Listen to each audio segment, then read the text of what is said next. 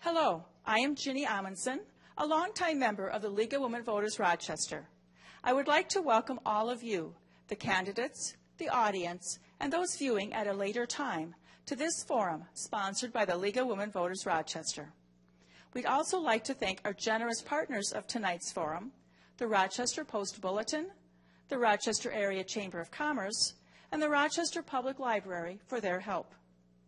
The League of Women Voters is a volunteer organization organized at the local, state, and national level to encourage citizens to participate in government. While we, as a league, do study and take stands on issues, we never endorse or support political parties or candidates. The views expressed in this forum are those of the candidates, not those of LWV Rochester or any partner or sponsor of this forum. And the sponsorship of the forum is not an endorsement of any candidate. It is our purpose in sponsoring this forum to provide you with an opportunity to hear candidates discuss, face-to-face, issues that are important to you. Tonight's questions have come from LWV Rochester, the Post-Bulletin, the Chamber of Commerce, and members of our audience. As there is never enough time to cover all the issues in a limited time and setting such as this, please feel free to contact the candidates' campaign headquarters directly if your questions are not addressed tonight. We'd like to thank all candidates for running for office, for offering to serve their community, and for the enormous time, dedication, and commitment that running and serving demand. We encourage our members as individuals, as we encourage each of you, to get involved in your community and the political party of your choice. Tonight's forum is the second one for school board candidates, and this one will last approximately 45 minutes. And we'll take a short break before the next one. Welcome to tonight's candidate forum for school board position 3. The candidates are Bobby Gallas and Deborah Seelinger. Each candidate will have 2 minutes to offer an opening statement. The candidates will then respond in turn to questions provided by LWV Rochester, this evening's partners, and by the audience. Candidates will have 1 minute each to answer. The candidates will then have 2 minutes each to make closing statements. I would like to suggest to candidates that you make your answer as succinct as possible. It isn't necessary to use the entire minute for your answer, but please finish your sentence when your time is up. We would like to cover as many questions as possible. Each candidate also has 3 30-second rebuttal cards. These can be used at any point after each candidate has answered the question. Only 1 rebuttal card may be used per question. I would like to remind the audience to remain quiet during the forum, hold your applause until the end of the forum, and to turn off all electronic devices. The timekeepers tonight are LWV Rochester members Mary Jones and Dan Amundsen. Questions will be screened by LWV Rochester members Marilyn Morum and Pixie Russell. Asking questions will be Taylor Noctegal from the Post-Bulletin and Brian Muehlner from the Chamber of Commerce. We will begin with opening questions, and Ms. Gallas, you will begin.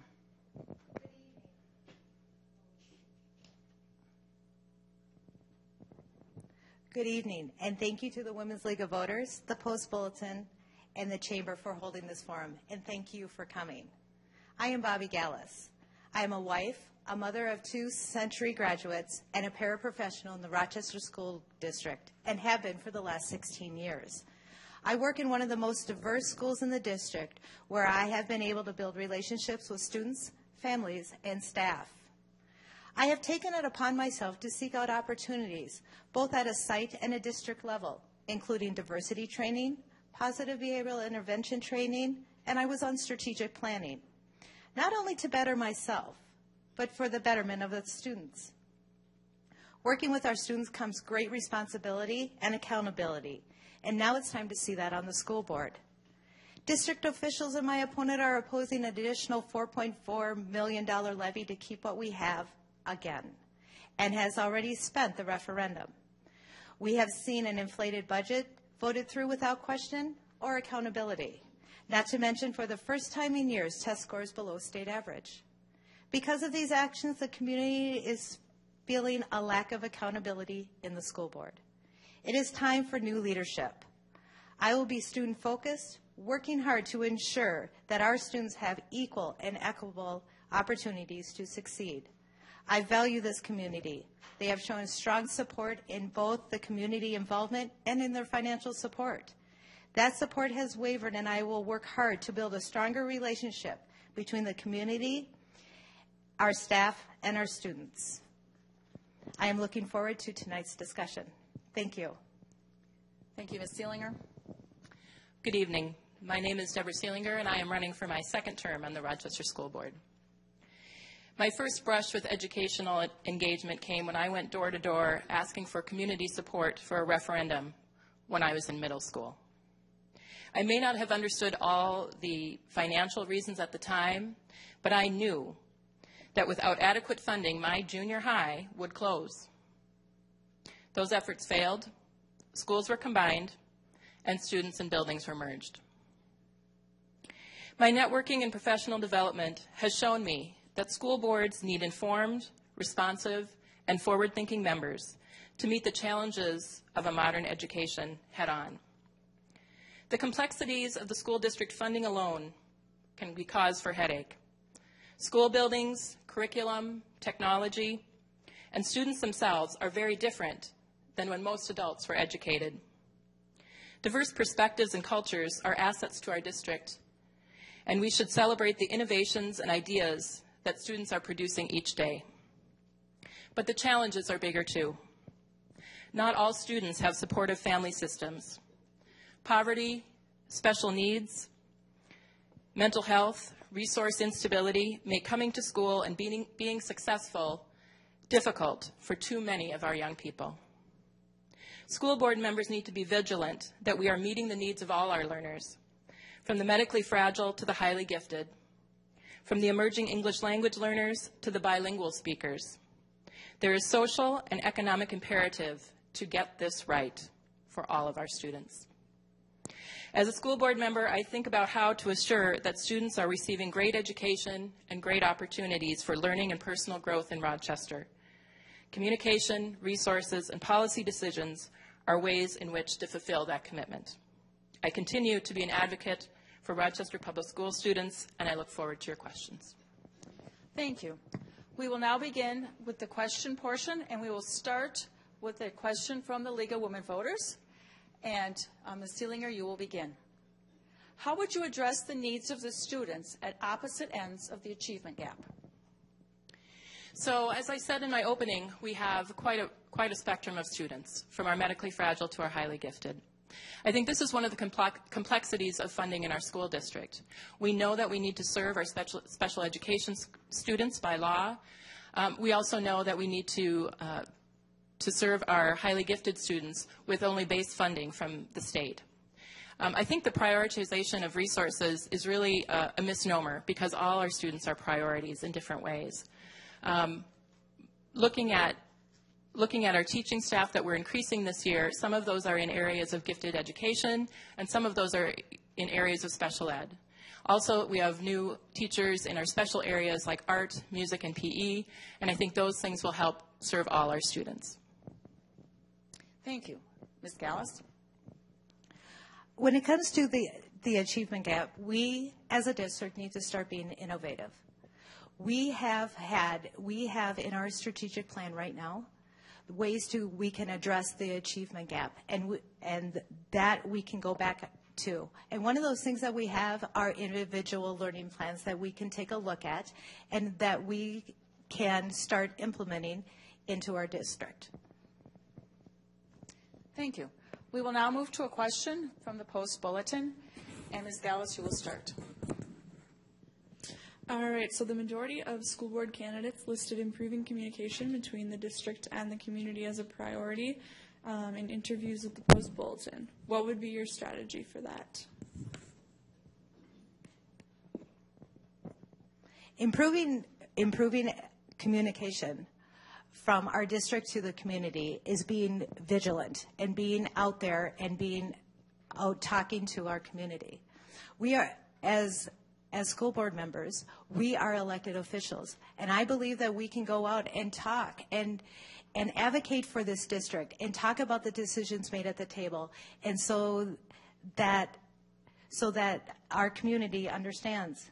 When I'm going door to door in these past few months, the one thing that people have said to me, talking about communication, is that they know our district by our headlines. And that's what they know us by. And we need to change that conversation. We need to go out and start really talking and selling our district.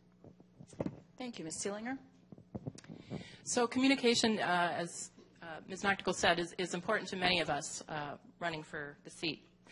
In the past 4 years, we were able to create a community engagement committee of the board, of which I serve on, and I'm very proud of the work that we started to do last year, doing site meetings. We've also discussed doing some sort of listening posts for school board members and community to attend together. In addition, I'm interested in pursuing a few more things to get communication channels open. One of those might be having a student on our school board. Some districts have that. I was actually just in the boardroom today looking at the furniture, wondering how we could arrange that so someone wouldn't have to be sitting on the side if we were to do something like that. I also think there's such a thing as a communications audit that we could have done by an outside firm that would take a look at all the ways that we are communicating with the public and with our stakeholders, and that might give us some really good insight about how to move forward in our communication efforts. Thank you. We will now move to a question from the Chamber of Commerce. And Ms. Seelinger, you will begin. What is your number one priority for your school board term?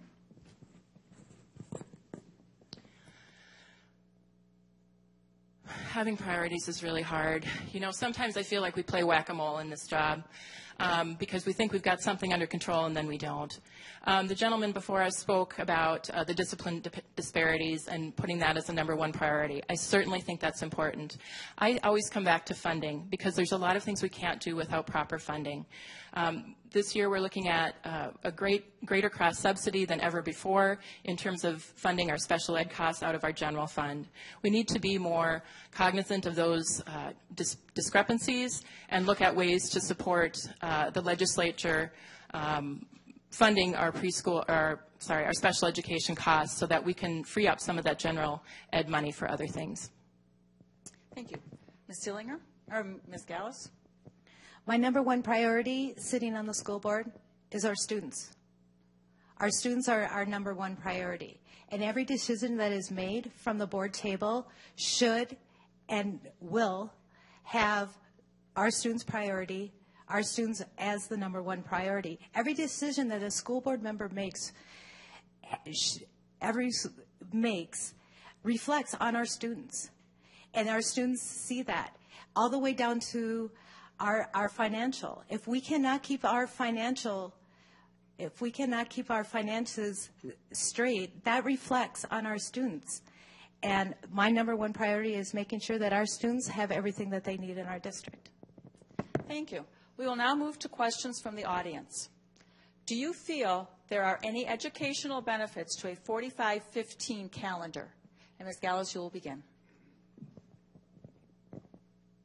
When it comes to the 45-15 calendar, the educational benefits now have not played out when it comes to national studies. I understand that the educational benefits for Rochester for our 45-15 have been very good, and the parents want to see that continued. But at this point, moving our whole district to a 45-15 when we don't know how we're going to do it and why we're going to do it and what benefits that we want to see from our students. What do we want our students to get out of the 45-15 schedule? I think those questions need to be asked. Thank you. Ms. Seelinger? So currently I haven't looked at the studies that have been suggested to me, but reflect that there is not a great deal of educational benefit to the 45-15 schedule, especially in terms of middle and high school. I think this is one of the criteria the board will probably look at when we discuss this in a few weeks. But as Director Hines said earlier, there are some intangible sort of anecdotal reasons why people like this schedule. I think the board will probably also take a look at those as well, maybe give them some weight. But if we're really talking about what's best for student achievement, I think that that may not show as much as the data may not show exactly what we want to see. Okay, thank you. The next question. Do you think our students use too much technology in the classrooms or not enough? Are students losing skills in handwriting and oral communication in exchange for skills in technology at an early age? I think this is a great question. I have a 14-year-old who spends a lot of time on his computer, which bothered me at first. But over the course of the last year, I've come to realize that that is sort of his social outlet. The kids aren't running out in the street and playing whatever and riding bikes and hanging at the park as much. And so that's really how he connects with his friends. In terms of what they get in school, I don't think it's too much. I think that there are some really good ways to use the technology as a tool that really support our students. We talked a little bit at a meeting earlier this week about different ways to use Google, and it's not just using Google to say, you know, really a general search, that you can actually ask Google to look for things more like university studies or other types of information that give you a better understanding of what you're looking for. And I think if our students are taught that, they're going to be using our technology very well. Thank you. Ms. Gallas? I think technology in the schools, I know in the school that I work at, I've seen both ends of it. I have seen our technology used to its very best. And we have that teachers implement their curriculum and use the technology to further that. I have also seen technology used to have a student just use the technology just to calm down. Is that the right way of using technology? I've seen both spectrums. I don't know what the happy balance is for the technology when it comes to our schools. I think that we can use it well, and we can take a look at that and see how our technology is truly being used throughout our district and see if we need to take a look. Thank you. We'll move on to our next question. Is it important that Rochester recruits more teachers of color? And what would you do as a school board member to diversify our teacher workforce? And we will begin with Ms. Gallas. When it comes to teachers of color, the first thing that I always look at is the big picture. The big picture right now is that we do not have a lot of people going into teaching. That's just one of the facts. The next thing is we don't have, out of those few people going into teaching, the people of color going into teaching is even fewer. When it comes to our district and looking at getting teachers of color into our district, I think we need to look outside the box. I am told every day when I am in school that we are all teachers. Every adult that walks into our building are teachers. Maybe we should start looking at community members and bringing them in and seeing, and so our students see teachers of color. Thank you. Ms. Seelinger? So this has been an ongoing problem, not just here in Rochester, but probably across the nation. There was a study I read about last week that talked about how when students were with diverse teachers, African American or Hispanic teachers, that they reported that they felt more respected, comforted, and motivated. And that was all students across the board, both white and black and Latino students. So it's good for all of us, not just for our black students. Or our Hispanic students.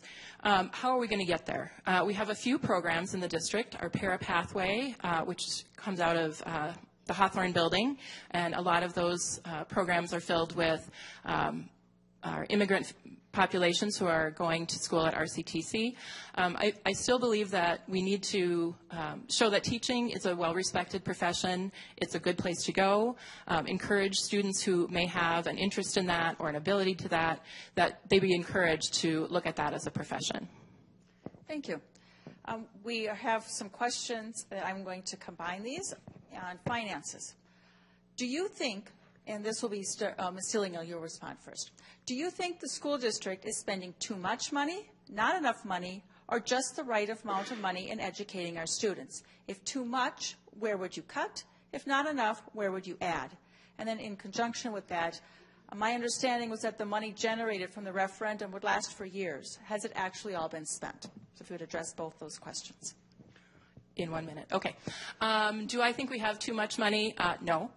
I think that we do very well with what we have. We have cut over $28 million in the last, I believe, 15 years. That's doing a lot with a lot less. We were very fortunate to be able to add some teaching staff this year. That is through some of our general ed funds, some of our compensatory funds, and some of our title funds. Those are special funds that we can use at a site level to help mitigate some of those instances. We also have used some of those title dollars to help with staffing special ed teachers as well. Have we spent all our referendum money?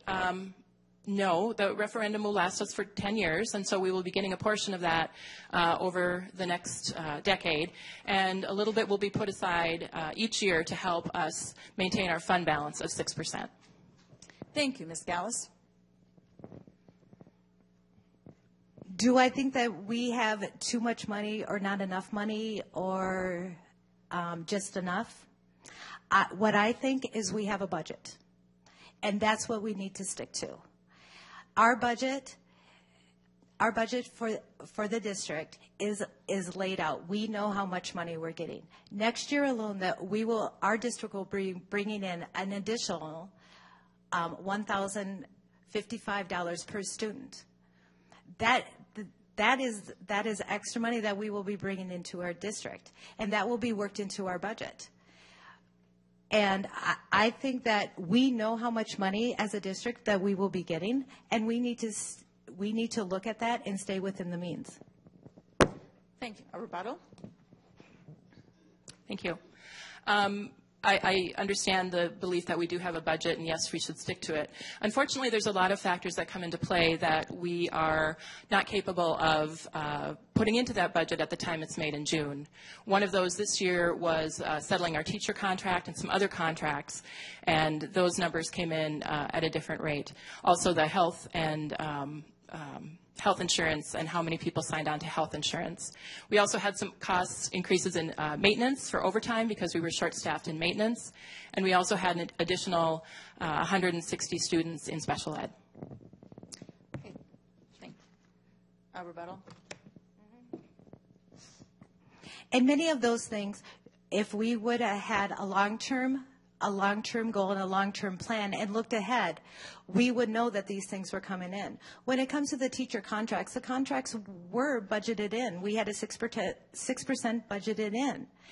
And as much as I would love to pay every single teacher in this district $1 million, our budget cannot afford that. And we had what we needed in the budget. Okay, thank you. A related question from the audience. There was an unexpected cost in special education, which resulted in an increase of about $1 million in the budget. As a board member, what will you do to address the increasing cost of special ed? And we will begin with Ms. Gallas.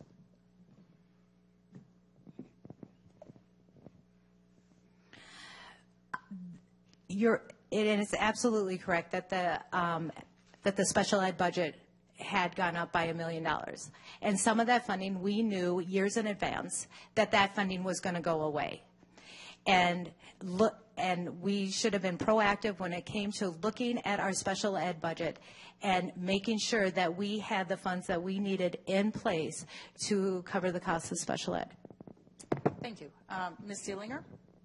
Right. So we don't always know how many special ed students we're going to get in any given year. Our enrollment is really dependent on a variety of things. A lot of students come in our system and get identified as special ed students, maybe in kindergarten, first grade, even third grade. And so then we have those costs associated.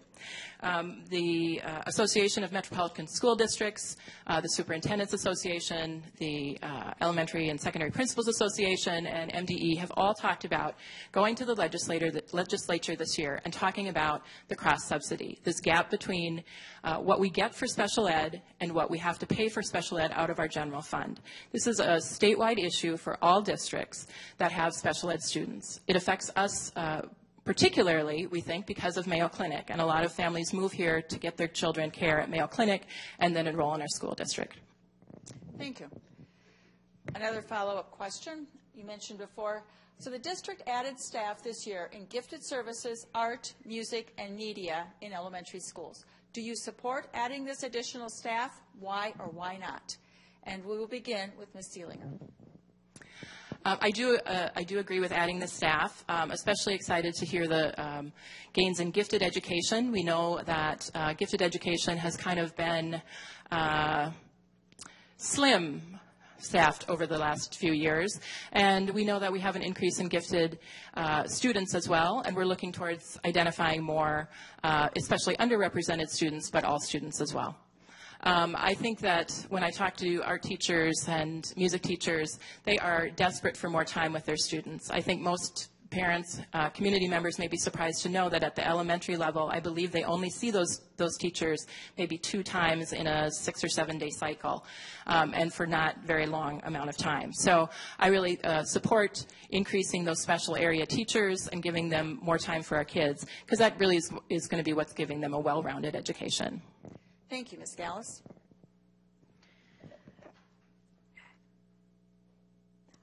The special area teachers, of course I want in our district. Of course I want to see those teachers in our district. But when it comes to the hiring of the teachers that we did just recently, the one question that always came to mind for me was, did we have the student count? Number one, did we have the student count to hire those teachers? And we also were also told that we were going to hire 7 teachers, and we ended up hiring a bunch more. One of the other things that have been brought up on why we hired the teachers was that we were going to lower class sizes. Lowering class sizes means that we would have more classrooms, not more teachers. Pulling in a few extra teachers into a classroom and then leaving after they have broke out into small groups and helped us with our math and reading, which is great that they do that, but they still leave the classroom, and our teachers still have the 20 or the 21 students sitting in their classroom. Thank you. Moving on to another audience question. What will be the impact of the federal Every Student Succeeds Act on Rochester Public Schools? And Ms. Gallas, you will begin. Okay, the question is, what will be the impact of the federal Every Student Succeeds Act on Rochester Public Schools? I went to the meeting just the other night on this, and they talked very much about how they were moving forward with the act, and how this year that they were going out and they were communicating with the state, with stakeholders in this, and how this was going to move forward. I think I'm not sure how it's going to impact. I don't know yet, because they are still rolling it out. Thank you, Ms. Seelinger. So the Every Student Succeed Act is replacing what used to be called No Child Left Behind. Minnesota had a waiver for No Child Left Behind, and so a lot of folks aren't necessarily familiar with it here in Minnesota. The ESSA has got 5 indicators of things that schools and possibly districts are going to need to look at. That's academic achievement, academic growth, graduation rates, EL proficiency, and then one other school quality or student success indicator. The biggest change, I think, that will be in our district is the EL proficiency. That's an indicator that wasn't included last time. And so we're going to have to do some work in our EL department on how to make sure that we're moving our EL students towards proficiency at a much greater and more sustained length. Okay, thank you. The next question from the audience. Last year, the school board eliminated the reading requirements for high school students. Do you agree with this decision? And we'll start with Ms. Seelinger. Right, so we eliminated a ninth grade reading course. I think at the time we made a good decision based on what we knew about the course. There was some feedback given by reading teachers and what the content of that class was. The class wasn't necessarily appropriate for all our students, and so I believe it's still available for those that need that extra reading help, but it certainly wasn't appropriate for all our learners. Thank you, Ms. Gallas.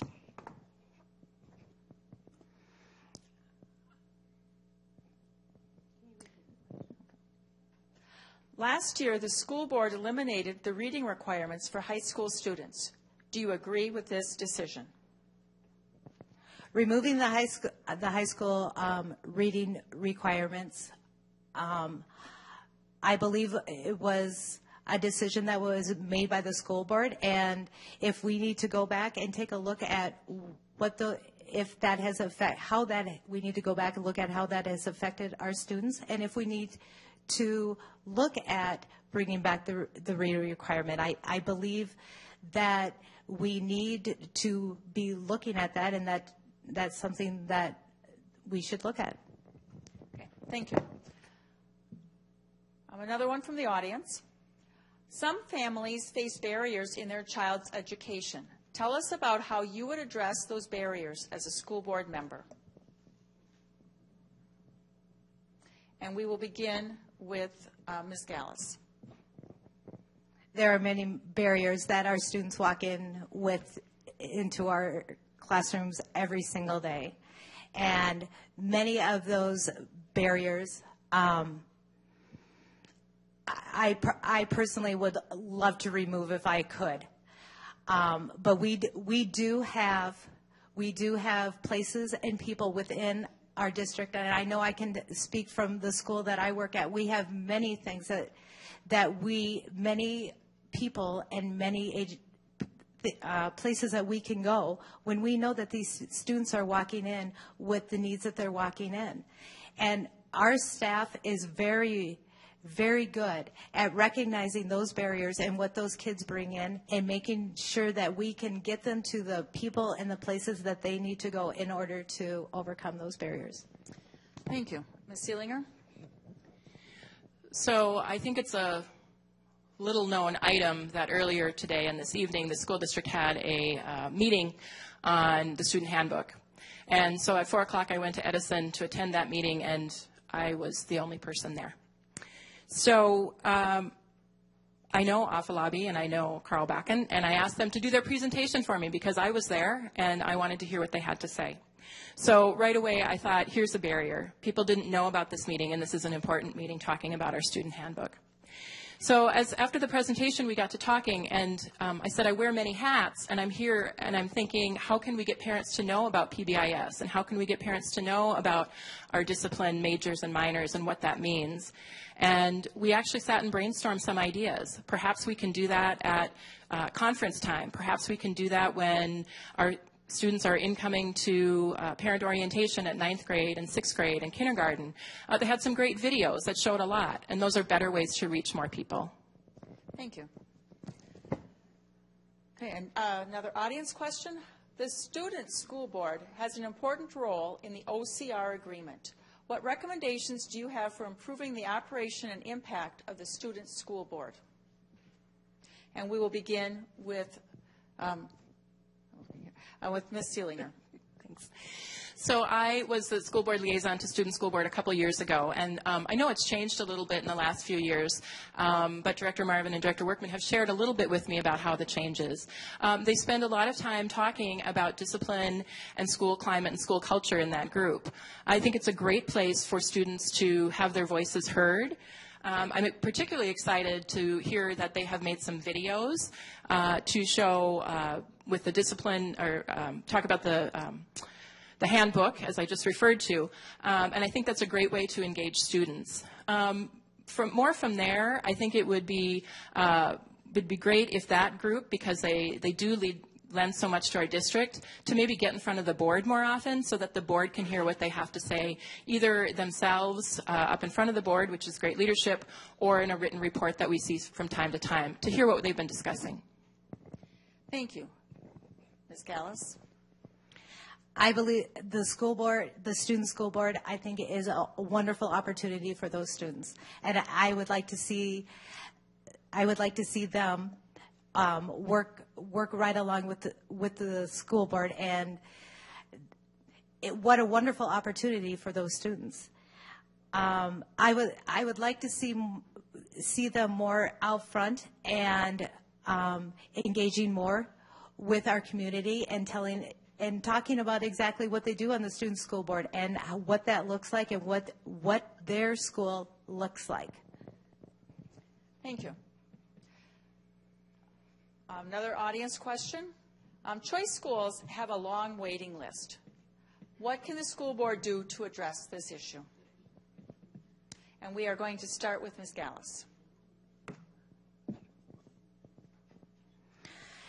Our choice schools do have a long waiting list because our parents want to get into those choice schools.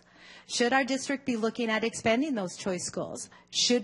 Is there a long enough waiting list for some of these choice schools that we could be expanding them and looking at doing more of them? I think that is something that we can look at, and I think that's something that we as a district should take real seriously. Thank you. Ms. Seelinger? Right. So our choice schools, or district-wide option schools, as they're called now, have changed a bit since when I came through the district. And the folks who sign up for those schools, once there is no more what's considered a waiting list, they go back in the pool, as they say. This is the language of administration. So I think what would be really interesting for the board to know is how many folks are still in that pool, what schools they're interested in, and to maybe dive a little deeper into why folks are interested in those schools. We have noticed that perhaps some families will sign up for any choice school, and without any real good argument for why core knowledge might work for them versus a Montessori. Those are very different things. I think that we need to look a little bit deeper at how that process is going and see where we might have need in terms of space to grow, or if there's programs that are starting to wane at this point. Okay, another audience question. What do you think about community schools? And we will start with Ms. Seelinger. So community schools is a newer concept. We have this a little bit in our ALC program, but we have it more fully blown at Riverside and Gage Elementary. Community schools are providing wraparound services to our students, so that might be in terms of housing, in terms of food, in terms of clothing, in terms of mental health, physical health support. The more I hear about community schools, the more I wish we could have many more community schools. It kind of makes sense to me in terms of what our students need. And we know that not just our students who maybe are in free and reduced price lunch need those services. We know that sometimes families have circumstances that are just for a brief time, and then they might need some of those services as well. So everything that I have heard about community schools has been absolutely positive, and I'm thrilled that we have some in our district. Thank you. Ms. Gallas? As Deb says, we do have 2 community schools within our district. And I know from our building that many of the services and things that we do as a building, as staff, that we do go out and talk to the right people, and when our students are in need. We have a very dedicated staff, I believe, in this district who go out and do help our students when there is when there is issues that need to be addressed, when issues need to be addressed when it comes to our students and getting the needs taken care of. Thank you. We have time for 2 more questions. So the first one, does Common Core have a place in Rochester Public Schools, and do you support it? Why or why not? And again, Ms. Gallas, we'll start with you.